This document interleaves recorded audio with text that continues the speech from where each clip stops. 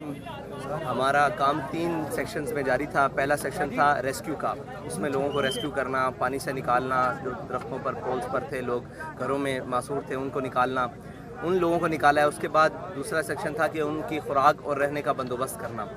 اس کے بعد تیسرا تھا کہ جی وہ بیمار ہو رہے ہیں، ان کے لیے میڈیکل جتنی بھی سہولیات ہیں وہ اس کا انتظام کرنا۔ تو الحمدللہ تینوں ہو چکے ہیں۔ اب باقی ہے کہ ریہیبلیٹیشن، ان کے گھروں کی زندگی کو معمول پر لانا دوبارہ۔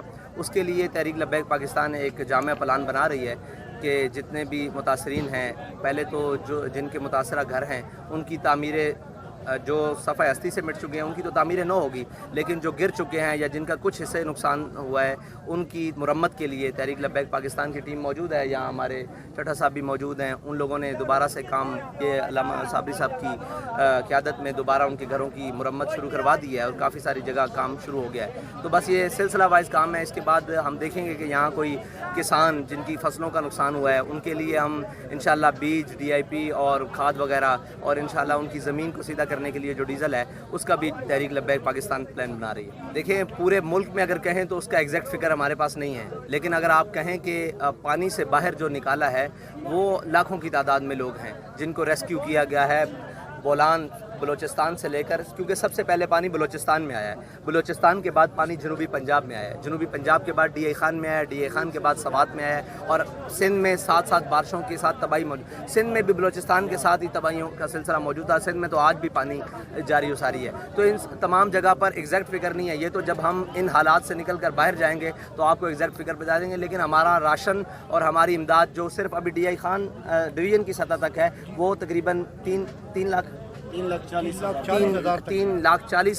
تقریباً 3.5 لاکھ گھرانوں میں ہمارا راشن جا چکا ہے، تقسیم ہو چکا ہے، اور 35 لاکھ مطلب نقد کی صورت میں ہو، امداد کی صورت میں ہو، خیمہ بستیوں کی صورت میں ہو، یہ ہم اتنے لوگوں تک ہم نے ٹارگٹ کیا ہے جو DI خان کا ایک ڈویژن ہے۔ تو کوئی انٹرنیشنل اور نیشنل جو ریاستی وسائل ہیں ان سے کہیں سے بھی فنڈ نہیں آیا۔ ہم نے اپنی قوم کے سامنے ایک دکھ رکھا قوم کا کہ آپ کے ہی بھائی بلوچستان میں، پورے پاکستان میں، سندھ میں، خیبر پختونخوا میں، اوپر سوات میں، نیچے بہت ساری جگہوں میں کہ یہ سیلاب سے متاثر ہیں۔ تو ہمارے لڑکوں نے، ہمارے کارکنان نے، ہمارے ذمہ داران نے کیمپس لگائے پورے پاکستان میں مختلف چوکس میں، تو وہاں سے لوگوں نے ہمارے ساتھ تعاون کیا اور ہم نے پوری ایمانداری کے ساتھ، کپڑے ہوں، راشن ہو، نقد ہو، پانی ہو، کھانا ہو، کھجور ہو، پوری ایمانداری کے ساتھ ہمارے لوگ بلکہ خود سے خرچ کر کے ان کو لا کر اور لوگوں تک تقسیم کر رہے ہیں۔ تو آپ یہ دیکھ رہے ہیں کہ اگر کوئی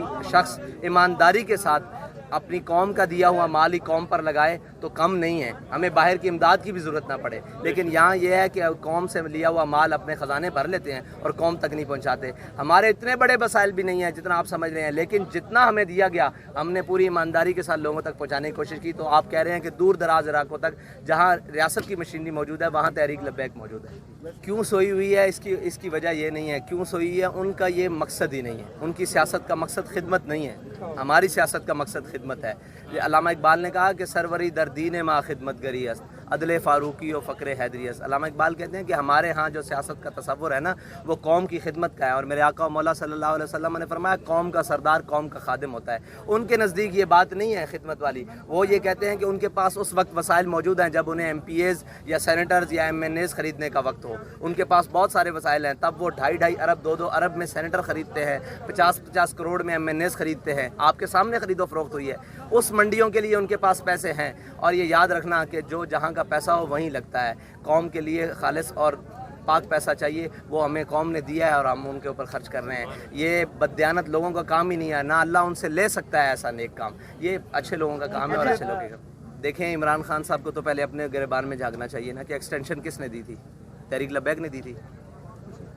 ایکسٹینشن کے لیے ووٹ کس سے مانگا تھا؟ باقی پارٹیوں سے۔ تحریک لبیک نے مانگا تھا، نون سے اور PMLN سے، عمران خان صاحب نے مانگا تھا نا۔